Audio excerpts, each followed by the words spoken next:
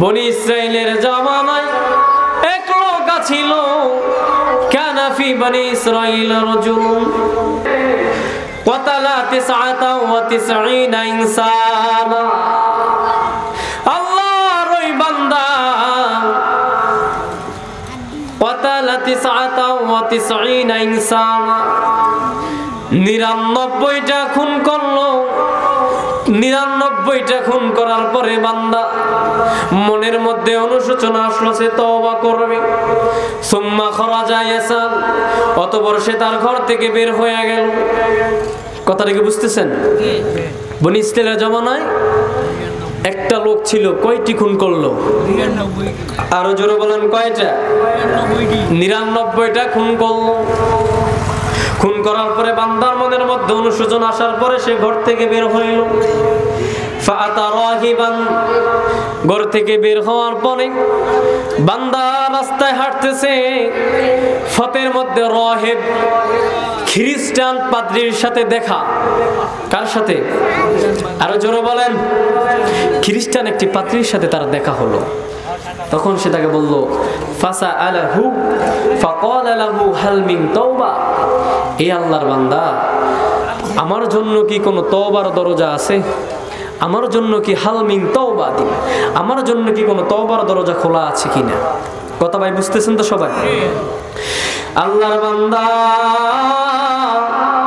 মনের মধ্যে অনুশোচনা আনলো, আহারে 99টা খুন আমি করলাম, এই গুনাহ নিয়া যদি আমি কবরে যাই, আমার মাবুদ জানিনি আমারে ক্ষমা করবেনি। অনুশোচনা আসার পরে আল্লাহর বান্দা ঘর থেকে বাহির হইয়া পথের মধ্যে খ্রিস্টান পাদ্রীকে বলেন, রে আল্লাহর বান্দা, হাল মিন তাওবাতিন, আমার জন্য কি কোনো তওবার দরজা খোলা আসেনি? তুমি কি জানোনি? তখন সে বান্দা বলল, লা লা লা। এর নাফরমান, তুমি এত বড় নাফরমানি দুনিয়াতে করলা। আমার আল্লাহ যেই মানুষগুলোকে দয়া কইরা মায়া কইরা বানাইলো, সেখান থেকে তুমি 99টা মানুষকে তুমি হত্যা করলা। নবী কখনো কারো কাছে ই করছে নাকি? ও দোষারোপ করছে? তাহলে আমার সাথে একটা ফ্রেন্ডশিপ করেন। বলে, আসসালামু আলাইকুম। কিছু বলবেন? আর বলার আছে? আমার মোবাইলের ভিতরে এখন কি আছে না চাই বলবেন। হাদিস। হাদিস আছে? হ্যাঁ, সত্য। আচ্ছা, বসেন। হ্যাঁ, ধন্যবাদ ধন্যবাদ। সকলে দুরূদ শরীফ পড়ি। সাল্লাল্লাহু আলা, জোরে সাল্লাল্লাহু আলাইহি সাল্লাল্লাহু আলা মুহাম্মাদ সাল্লাল্লাহু আলাইহি ওয়াসাল্লাম। তাহলে সম্মানিত ভাইরা, তাহলে কি বলতেছিলাম? আল্লাহর ওই বান্দা কয়টির খুন করলো? আরো জোরে বলেন, কয়টি? 99টি। সবার হয়তো স্মরণ আছে তো? বলেন তো দেখি, সে যে 99টা খুন করলো, আমগো এই সমাজে যদি কেউ 99টা খুন করতো, তাকে কি আপনারা রাখতেননি সমাজের মধ্যে, নাকি বাইর করে দিতেন? সমাজে কি আমরা তাকে রাখতাম? কত বড় পাপী, সে 99টা খুন করলো। দেখেন আল্লাহ তাআলার দয়া, দেখেন। আল্লাহর বান্দা যখন পাদ্রীকে জিজ্ঞাসা করলো, আমার কোনো তওবার দরজা আসেনি? ক্বালা লা। সে রাহিব বলল, তোমার জন্য কোনো তওবার দরজা খোলা? সে কন্ত দেখি মনের মধ্যে এত অনুশোচনা নিয়ে ঘর থেকে বাইর হইল, আরে আল্লাহ তাআলা জানি না আমারে ক্ষমা করেনি, কোনো মাধ্যম টাধ্যম আসেনি। এখন এই মুহূর্তে যদি আমি যে কই না, তুই এত বড় নাফরমান, তোরে আমার আল্লাহ ক্ষমা করবে না, লোকটা কন্ত আরো রাগ কম হইব না রাগই আরো বেশি হইব? হাতের মধ্যে তলোয়ার ছিল, দিছে গর্দন দিয়া, শেষ। লাঠি দেখলে রাগ বেশি। তখন কোন তো 100 ফুরানের লাইগা বাকি ছিল কয়টা? এখন একটা খুন করিয়া তার লিস্টির মধ্যে পূরণ করলো কয়শো?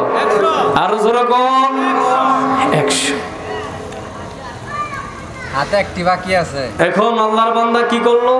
99টি। আবার মনের মধ্যে অনুশোচনা।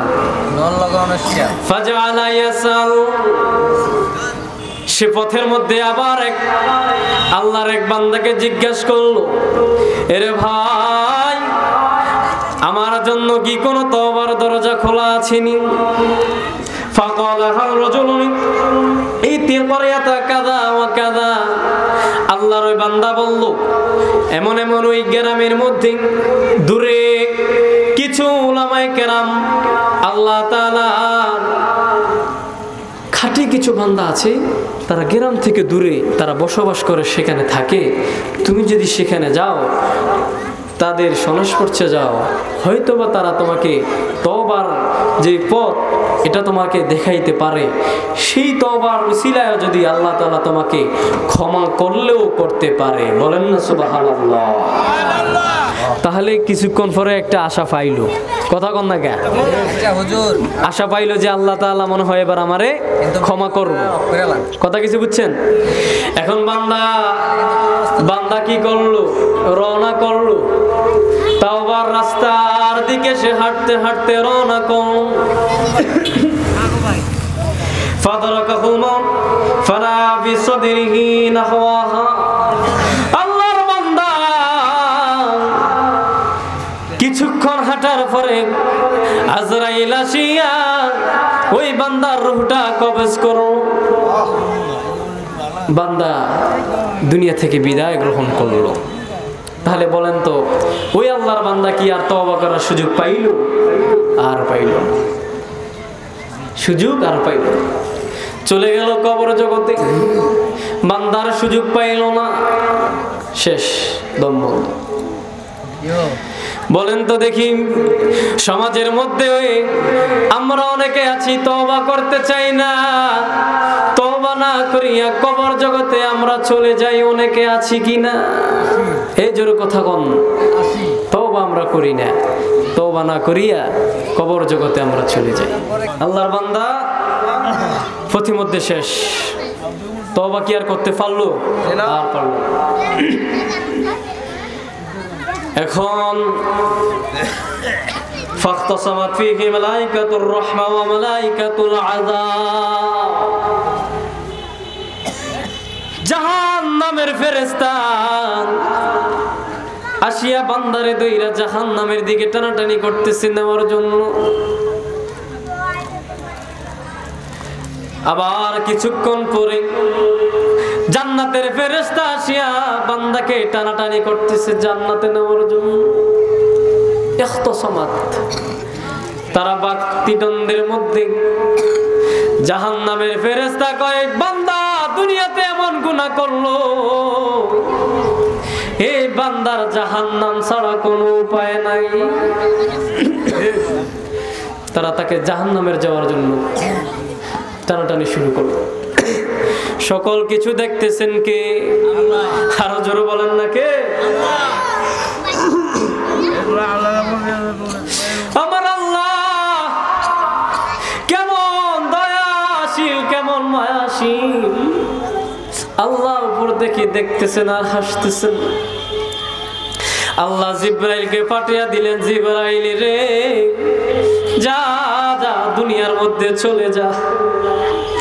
আমার এই বান্দাকে নিয়ে ফেরেশতাদের মধ্যে যে সমস্যা, তারা যে কথা, দুজন ফেরেশতা দুই দলের মধ্যে যে বাকদ্বন্দ্বের মধ্যে, তাদের মধ্যে যে সামঞ্জস্যপূর্ণ, তুমি যা সমাধান করে দাও। জিব্রাইল আসিয়া বলতেছে, কি হলো আপনাদের মধ্যে, সমস্যাটা কি? বলল, আল্লাহর বান্দা জীবনটা গুনাহ করতে করতে পার করলো, তওবা করার সুযোগ তার নসিবে হলো না। এই জন্য বান্দা নিশ্চিত জাহান্নামী। আমরা তাকে জাহান্নামে নেওয়ার জন্য আসছি। জান্নাতি ফেরেশতারা বলে, না, বান্দা খুন করলো ঠিক, কিন্তু আল্লাহর এই বান্দা তার মনের মধ্যে অনুশোচনা ছিল, সে আল্লাহর কাছে তওবা করবে। তার জীবনে যা গুনাহ করলো সকল কিছুর জন্য আল্লাহর কাছে ক্ষমা চাইবে, তওবার জন্য সে রওনা করলো। কিন্তু আল্লাহ তাআলার কি কুদরত, বান্দা তওবার কাছাকাছি যেতে পারে নাই, পথে মধ্যে আল্লাহর বান্দার মৃত্যু হয়ে গেল। এখন আল্লাহ তাআলা ফেরেশতাকে আল্লাহ তাআলা আদেশ করলেন, তোমরা একটি কাজ করো। এই জমিনটাকে আল্লাহ তাআলা আদেশ করলেন, এর জমিন তুমি তাওবার কাছাকাছি তোমার জমিনটাকে ছেড়ে দাও, নিকটবর্তী আনো। আর ওই বান্দা যে মারা গেল তার ঘর তুমি জমিন টান দিয়া রবাটের মধ্যে বান্দার ঘর এটাকে দূরবর্তী করে দাও। বলেন না সুবহানাল্লাহ, আরো জোরে বলেন না সুবহানাল্লাহ। কথা মনে হয় বুঝেন নাই। আল্লাহ তাআলা তার বান্দাকে মাফ করার জন্য কি কৌশল খাটাচ্ছেন দেখেন।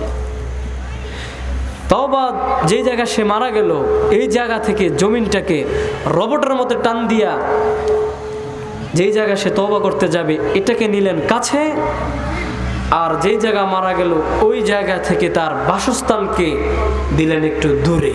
তাহলে বলেন এখন বান্দা কি তওবার রাস্তার কাছাকাছি মারা গেল নাকি তওবা থেকে দূরে সে মারা গেল? কাছাকাছি মারা গেল, কিন্তু মূলত বান্দা মারা গেছে দূরে। আমার আল্লাহ তাআলা তার অসীম রহমতের দয়ার ভান্ডারে আমার আল্লাহ নিয়ে গেলেন রাস্তাটাকে কি কাছে। সুবহানাল্লাহ কি বলবেন না? সেই মালিক দেখেন, সেই মালিক কতটা দয়াবান। এখন ফেরেশতা জিবরাইল বলেন, এখন মাপ দেন। এখন ফেরেশতারা মাপ দিয়া দেখে রে আল্লাহর ওই বান্দা তাওবার রাস্তার কাছাকাছি মারা যায়। বলেন না সুবহানাল্লাহ। এখন ফাগুফির লাহু, এই যে রাস্তার কাছাকাছি যে মারা গেল, ফাগুফির লাহু, আল্লাহর ওই বান্দাকে ক্ষমা করে দিলেন কে? আরো জোরে বলেন না কে? ঘটনাটা বলার উদ্দেশ্য এটাই ছিল, দেখেন আমার আল্লাহ কতটা দয়াবান, কতটা রহমান আপনার জন্য আমার জন্য। এই বান্দা ৯৯টা খুন করার পরে যখন সে তওবার সূচনা করলো, আমার আল্লাহর কাছে সে কবুলিয়াত হয়ে গেল। আর আল্লাহ তাকে কি সুন্দর কৌশলে, এত সুন্দর সিস্টেম অনুযায়ী তাকে আমার আল্লাহ মাফ করে দিল। তাহলে বলেন তো দেখি, বনি ইসরাইলের উম্মতকে যদি আল্লাহ তাআলা এত কৌশল খাটায় সুন্দরভাবে যদি আমার আল্লাহ ক্ষমা করতে পারে, যেই নবীকে না বানাইলে আল্লাহ তাআলা কিছুই বানাইতেন না, সেই শেষ জামানার উম্মত, সেই নবীর উম্মত আমি আর আপনি হইলাম। বলেন তো দেখি, আপনার আর আমার আল্লাহর কাছে সম্মানিত আমরা বেশি না সেই বনি ইসরাইলের উম্মতরা বেশি ছিল? আমরা বেশি।